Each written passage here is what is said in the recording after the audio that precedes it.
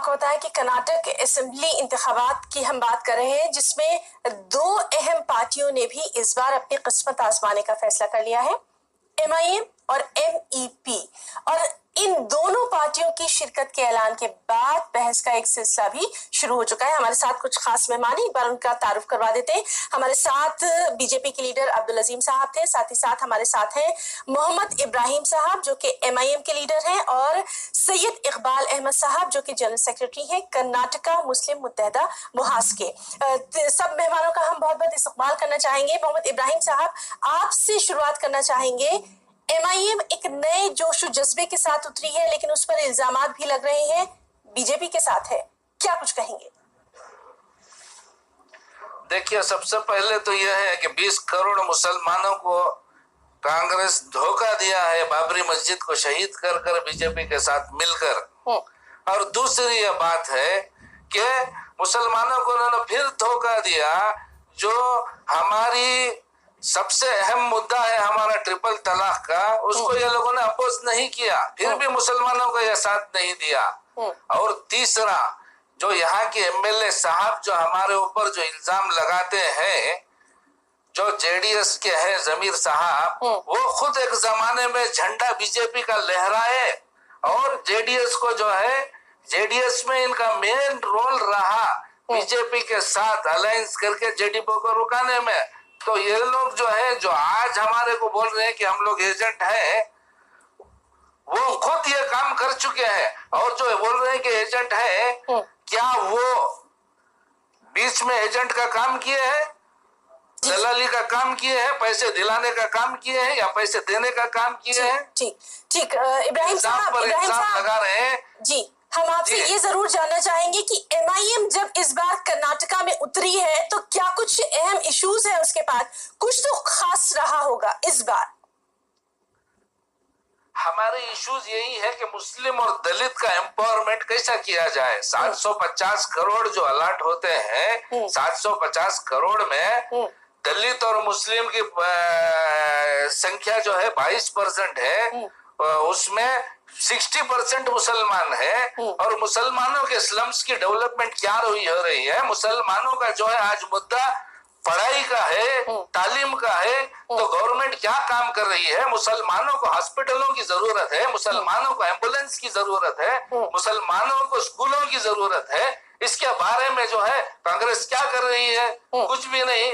और जो development funds है, only 58% is being utilised. What about the rest 42%? ये क्यों इसके ऊपर ध्यान नहीं लगा रहे? ठीक है, तो काफी अहम मुद्दे लेकर आप लोग मैदान में उतरे। हमारे साथ सैयद इकबाल अहमद साहब भी मौजूद हैं। सैयद इकबाल अहमद साहब, आपसे ये जानना चाहेंगे, जिस तरह से ये अब जो नई दो पार्टियां जो है वो मैदान में उतर रही हैं, तो एक जो दानिश्वर तबका है वो तशवीश में मुब्तला हो गया है, आपका नजरिया?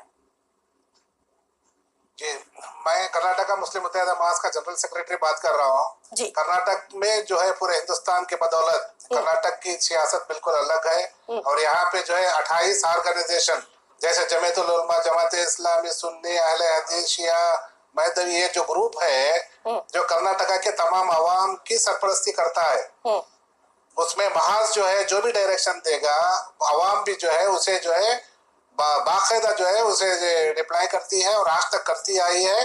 PI MIM हमें इन लोगों से, क्योंकि ये जमहूरियत है, हर कोई पार्टी को जो है कदम जमाने का पूरा अधिकार है।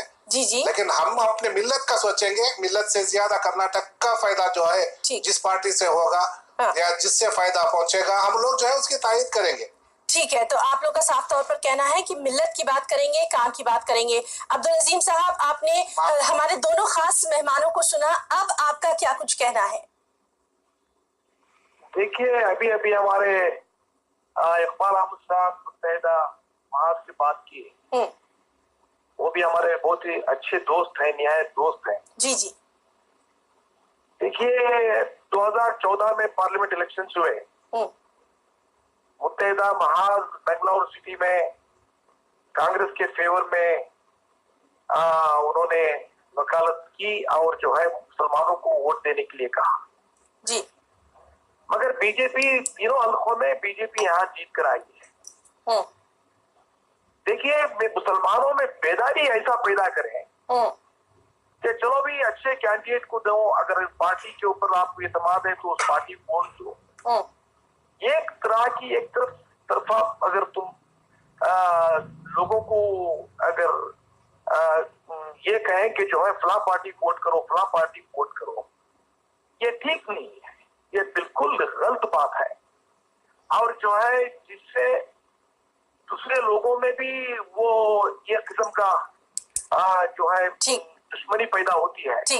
लोगों को हम जो है जात के नाम पर और जो है जबान के नाम पर तकसीम करने का काम होता है।